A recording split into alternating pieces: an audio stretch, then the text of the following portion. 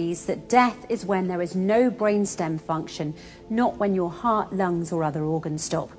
To start, let's take a look at something that has been the stuff of nightmares and horror films for decades.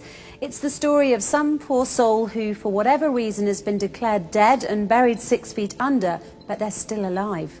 Now, if you think this story can only happen in a horror movie, you'd be dead wrong, pun intended. One look at recent stories right from the news proves it. A woman who gave birth 3 months after she was pronounced dead, another who was still alive when she was put into a body bag in the morgue and subsequently froze to death. Why do these horrific cases exist? Because of this alarming fact, there are no universal guidelines for doctors when it comes to declaring a person dead. Yes, you heard that correctly. Even among doctors, the definition of death isn't fully agreed upon. You're dead when a doctor says you're dead. A person can be pronounced dead if their heart stops, but they can also be revived in many cases. People can also be kept alive with machines, even though their brainstem has 0% functionality.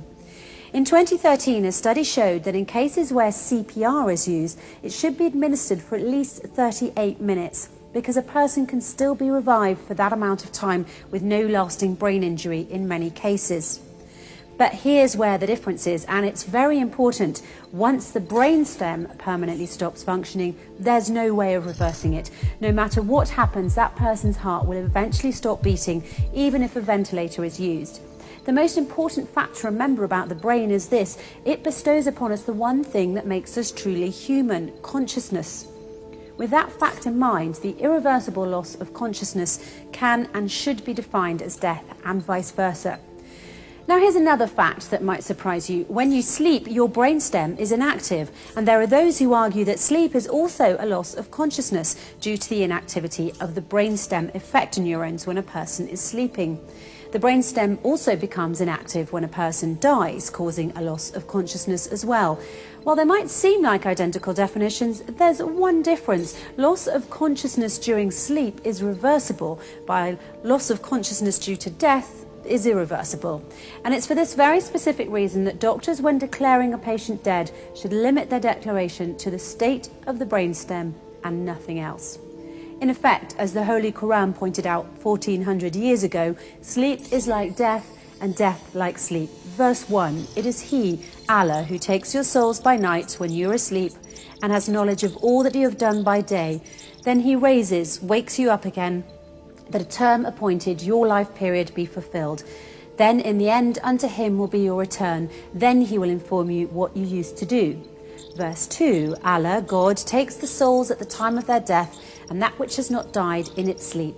He withholds that against which He has decreed death, but loses the other till a stated term. Surely in that are signs for a people who think deeply. Think about that for a moment. 1400 years ago, the Holy Quran already had a specific, unquestionable definition for death, namely when the brainstem no longer functions. It has nothing to do with heart function, whether the person can breathe, or any other bodily functions or organs. What this means is that around the world, millions of people have been declared dead when in fact they were not. That is why, in the interests of human rights, Muslims believe that doctors should only consider a patient dead if their brainstem has completely stopped working. Until that point, any and all measures should be taken to keep them alive and not pronounce them dead simply because their heart, breathing or other functions have stopped. The first and foremost Quranic verses say that all humans have the basic right to live and that human life should be respected.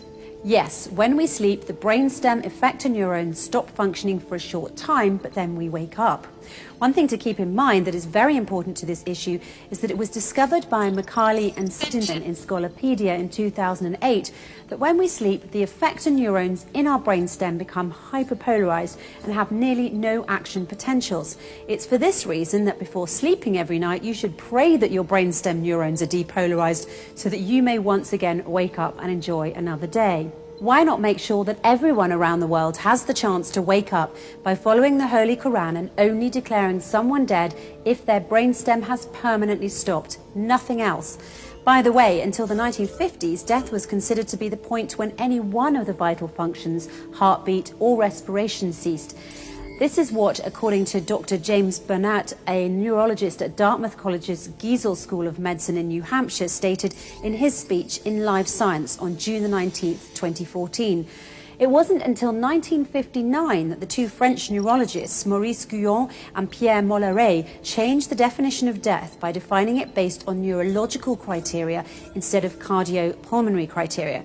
They really saved us from being buried alive by stating a specific, unquestionable definition for death. The irreversible loss of consciousness can and should be defined as death. But this took place in only 1959.